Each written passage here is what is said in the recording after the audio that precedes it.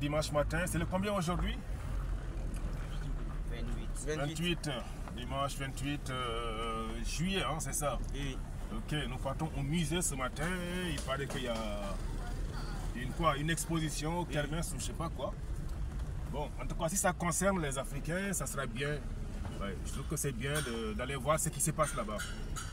Par contre, j'aimerais bien quand même faire une petite communication par rapport à ce que les Occidentaux appellent le soft power. Parce que j'ai constaté que c'est la deuxième édition cette année que les Japonais organisent des journées culturelles ou quelque chose de ce genre. Et enfin, mon fils en tout cas part là-bas, il aime bien.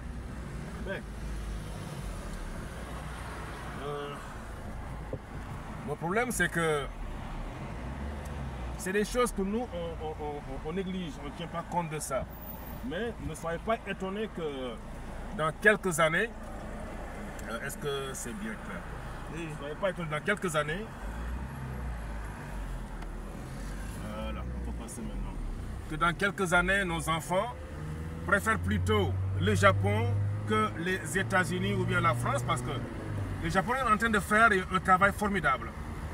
Ils sont discrets, ils ne parlent pas beaucoup, mais ils sont en train de travailler dans la tête de nos enfants. Parce que chaque année, tu organises une journée culturelle, tu montres la culture japonaise à nos enfants, les opportunités qu'il y a au Japon, les études, comment faire pour aller là-bas. Je pense qu'on vous a montré ça aussi. Comment faire pour aller étudier au Japon, c'est ça, non? Oui. Voilà, ça c'est des détails, mais c'est important. Parce qu'ils sont en train de s'aimer quelque chose qui les arrange eux. Parce que ça fait la promotion du Japon.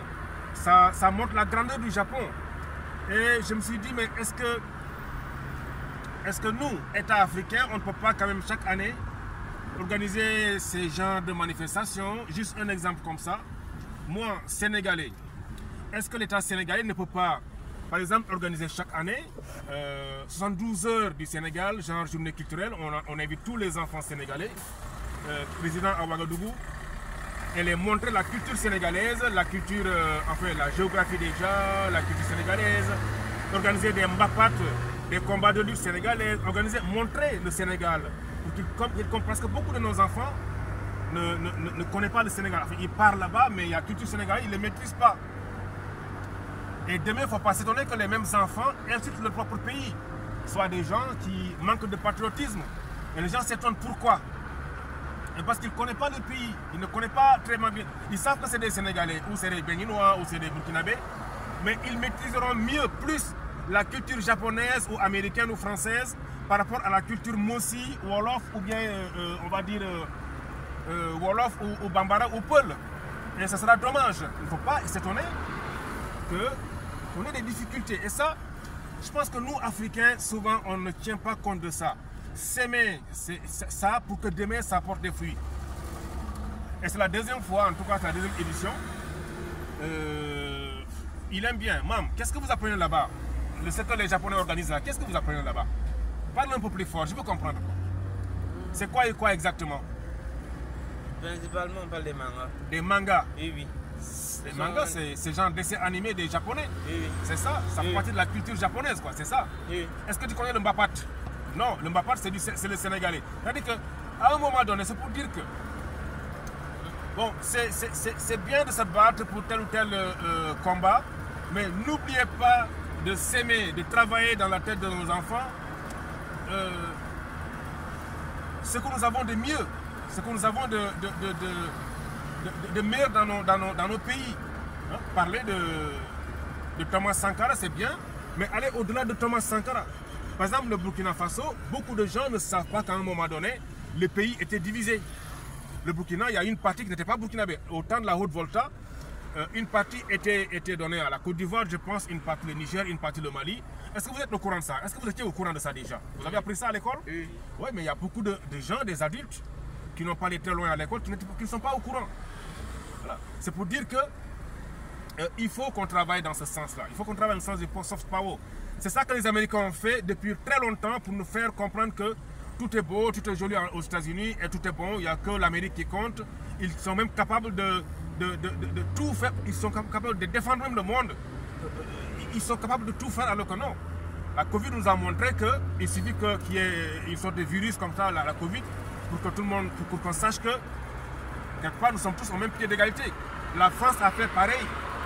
La petite France a fait pareil jusqu'à ce que... Mais on n'arrive même pas à se débarrasser de la France parce que ils sont tellement mis dans la tête de nos grands frères, nos parents, qu'ils sont super puissants. La France, alors que non, la France n'est pas si puissante que ça. Mais ils ont passé par cette méthode-là de soft power. Même l'Égypte a fait pareil. Moi, j'ai des oncles, je connais des gens qui ont fait des études arabes. Mon oncle, Papa Adama Diabaté, maîtrise tellement l'Égypte, la géopolitique égyptienne, les techniques, plein de choses en Égypte qu'il ne maîtrise pas même au Sénégal. Donc, le Maroc fait un travail formidable dans ce sens. Le Maroc investit beaucoup dans nos pays.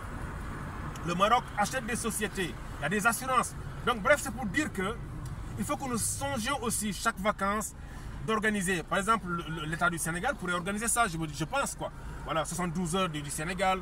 Tous les enfants sénégalais qui sont au Burkina, par exemple, peuvent se regrouper, se connaître, apprendre quelques mots en Wolof, quelques proverbes en Wolof, organiser une lutte traditionnelle, organiser ce qu'on appelle le Simb, hein, le jeu du folion, inviter des kankourang, enfin des trucs comme ça, les permettre de mieux connaître leur culture, être des vrais patriotes, et ça, je pense que c'est important quoi. En tout cas, le Japon est en train de travailler, le Japon travaille beaucoup, et là où je vous parle, je sais très bien que mon fils connaît certainement mieux la culture japonaise que moi, ma culture, qui est sénégalais. Et c'est dommage, donc il va falloir qu'on y travaille. C'est ce que je voulais dire ce matin. Je ne sais pas si le son est clair ou pas parce que je suis en route pour le musée. Je les amène au musée national ici à Ouagadougou, un dimanche matin. Et bon voilà, j'espère que vous allez passer une bonne journée. Allez, prenez bien soin de vous.